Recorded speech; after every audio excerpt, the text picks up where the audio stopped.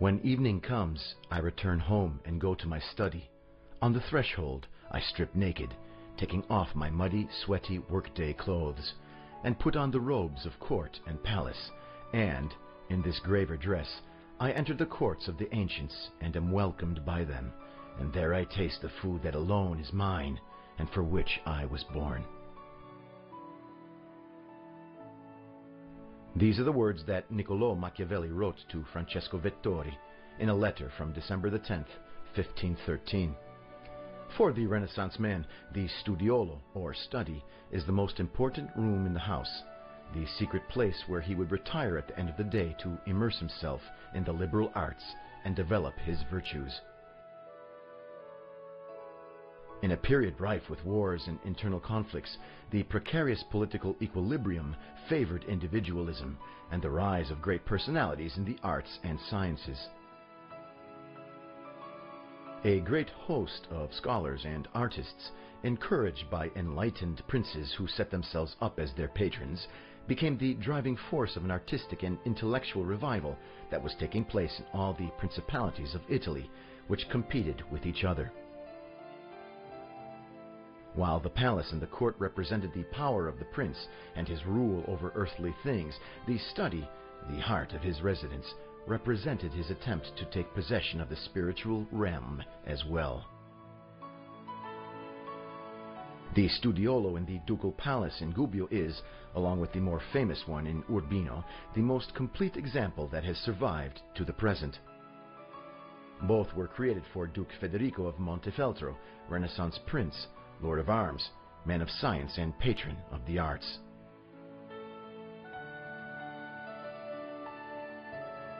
After having decorated his palace in Urbino, Federico wished to bring honor to the city of Gubbio as well, with a residence in keeping with that in the duchy's capital.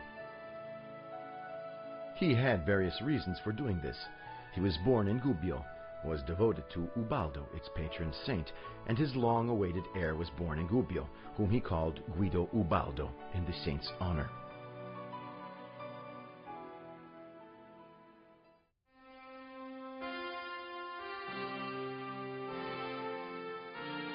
The citizens of Gubbio granted Federico the use of the old Palace of the Guard, a large medieval building opposite the cathedral, and Federico hired an artist from Siena, Francesco di Giorgio Martini, to transform it into a palace. The new building needed a large courtyard, which became its fulcrum, and following with the dictates of the Renaissance architecture, Francesco di Giorgio created this space by adopting the only solution possible, closing off the old piazza in front of the cathedral with two wings that projected from the old Palace of the Guard.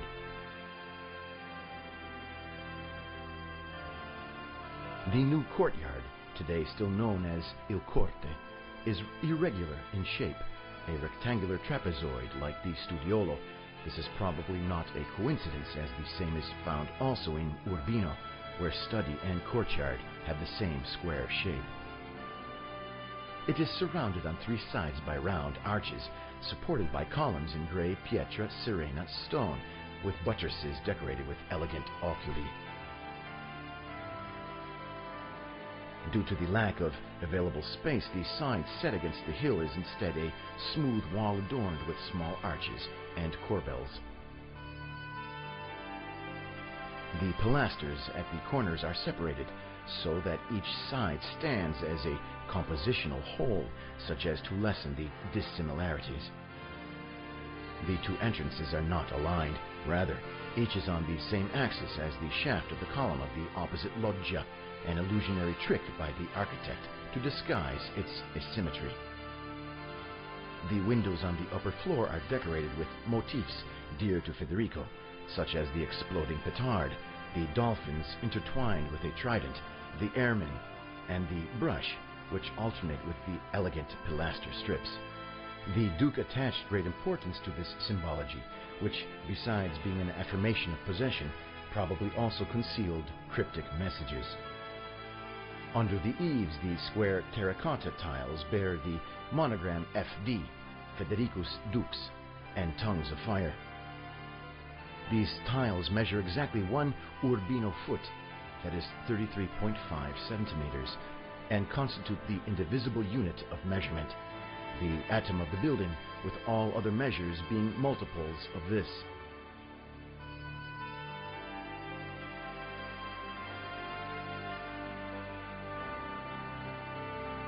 Inside the palace are the emblems of Federico, who was bestowed with the title of Duke and decorated with the Order of the Garter and the Order of the Ermine, which are repeated on the Pietra Serena badges of doors and fireplaces.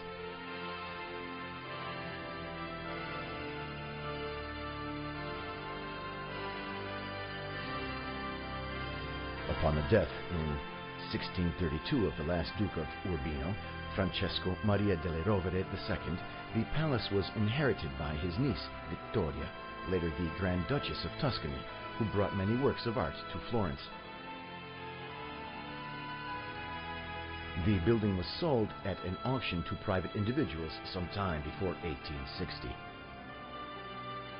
It then fell into ruin. Much of its woodwork and stone was sold off. After a series of vicissitudes, through which some of its parts were lost, the Studiolo of Gubbio came to the Metropolitan Museum of Art in New York, where it is now on display to the public.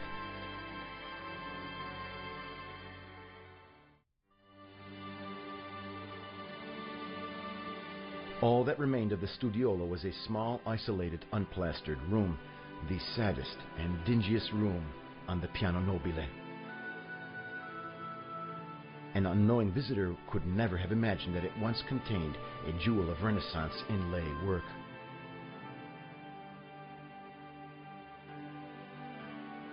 The courageous decision was made to do a reproduction of the Studiolo, a risky and demanding undertaking, both economically and for the difficulty in finding today the materials and craftsmen skilled enough to reconstruct, down to the smallest detail, a work conceived and executed in the height of the Renaissance. Fortunately, Gubbio has solid traditions in the art of cabinet making, which has allowed the promoters of this initiative to take up the challenge, which was concluded successfully. The reconstruction of the Studiolo was commissioned to two brothers from Gubbio, the master craftsmen Marcello and Vincenzo Minelli, assisted by Marcello's son Giuseppe. The Minellis, also known as the Cavallini, have earned a solid reputation as post-war representatives of the age-old cabinet-making tradition in Gubbio. The initial stage of the work consisted in the selecting of the different woods, with a palette made up of a dozen species: light walnut, dark walnut, pear, cherry, maple, poplar, macerated oak, along with other lesser-known woods, such as mulberry and spindle. These were seasoned woods, some more than 300 years old. Preparatory and drawing were sketched in the workshop in 1:1 scale, based on the precious photographic records made before the Studiolo was taken out of the country.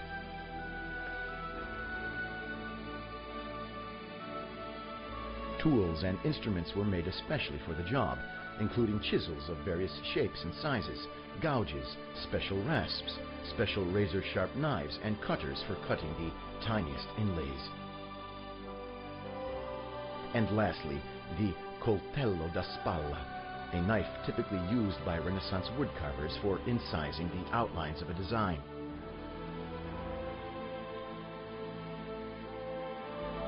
The wood inside the design was then removed with gouges. The work began with making of large backing boards out of poplar and the placing of the matrices in old Italian walnut, which were attached with tiny nails and animal glues. After this operation, the background in macerated oak was inserted in the walnut matrices, then that of the benches and of the floor in seasoned maple, and finally the doors with diamond-shaped grating in maple and oak were inserted into the matrix, with shadows inside the cabinets done in dark walnut.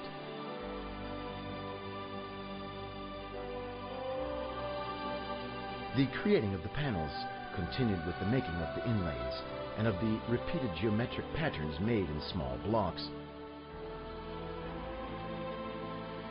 At the same time, the incision with the coltello da spalla was done, with the removing of the pieces with gouges and chisels.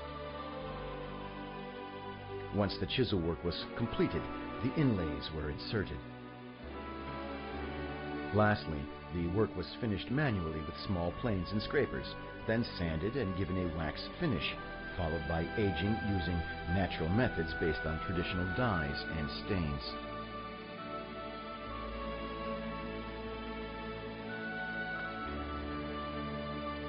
Also worthy of mention are the ornate ceiling of octagonal coffers from which flower and buds hang, and the frieze with festoons and a blue background which required precise carving and gilding work.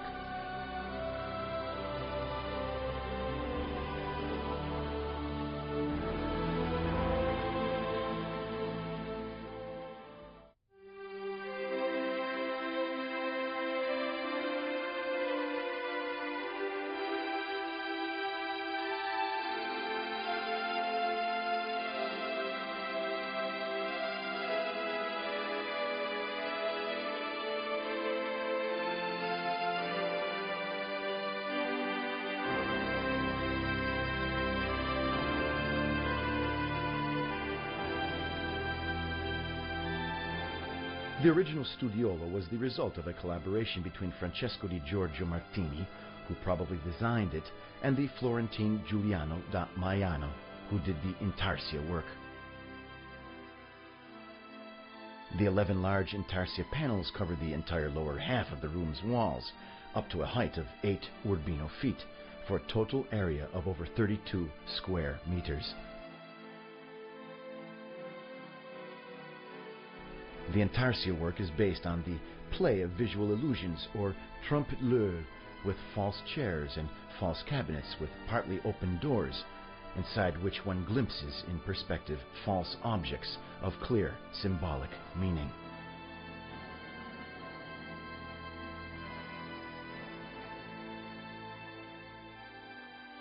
The images can be deciphered on 3 different levels. The first is the worldly level. Thus we have objects from Federico's daily life, such as armor, musical instruments, and books, together with symbols dear to Federico: the ermine, symbol of purity, an animal that never wants to soil its coat, preferring to die instead, and which is connected with the collar of the ermine, an honor bestowed upon the Duke by the King of Naples. The Garter, symbol of knightly honor, and of the order to which the Duke was appointed by the King of England.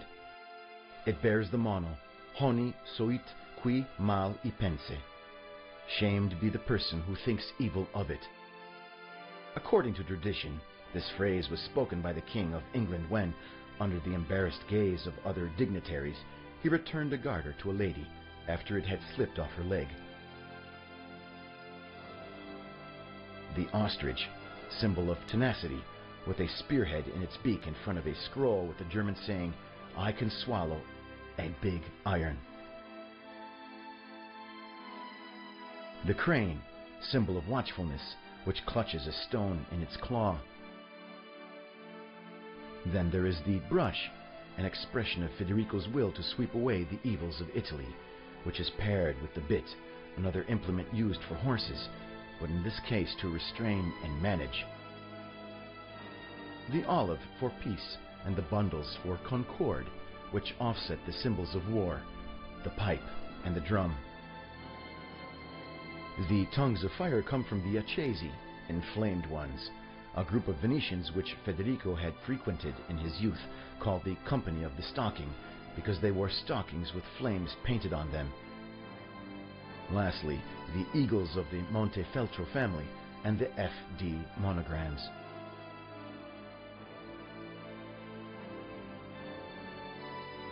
The second level is the cosmic. Every object is a symbol that has a precise place in the universe, and this order is rooted in both pagan and Christian traditions. Thus we find symbols connected with the muses, the sphere of the senses, emanatio according to the Neoplatonists, the book and the stylus, symbols of Calliope, epic poetry, the rebec, symbol of Thalia, comedy, the hunting horn for Malpemone, tragedy, the tambourine and the harp for errato, love poetry, the lyre related to tersicore, dance, and then the portative organ of polyrhymnia, sacred music. The double flute of euterpe, music and lyric poetry, the parchment, symbol of Clio, history, and the compass of Urania, astronomy. Then we have the symbols of the liberal arts, the sphere of knowledge, vivificatio for the Neoplatonists, the mazzocchio, a kind of black and white checkered covering for the head, the focal point of one of the most significant plays of perspective, which together with the square and the plumb bob are symbols of geometry. The box of granules refers to arithmetic. Music is represented by the various musical instruments, as well as by the T-shaped key for tuning the harp, and by the nearby score for the song O Rosa Bella, a favorite of the Dukes. Astronomy is represented by the large armillary sphere, with the planets and the signs of the zodiac. Rhetoric is symbolized by the parakeet in the large octagonal cage, grammar by the two-handled vase, and logic by the key. Next are the symbols connected with the Cardinal Virtues, the moral sphere, the remeatio of the Neoplatonists, the sword, symbol of justice, not placed in the cabinet and thus always in use, contrasting with the dagger, temperance, hanging with the point facing downward. The mace, symbol of fortitude. Son Guido Ubaldo's mirror is prudence. Then those linked with the flowing of time, the candelabra without candles, and the one with the candle that is already spent, the hourglass with sand falling, the Aeneid resting on the octagonal lectern and open to the passage describing the death of Pallas, stat sua quique dies. Every man has his day. The course of life is brief and cannot be recalled, but virtue's task is this: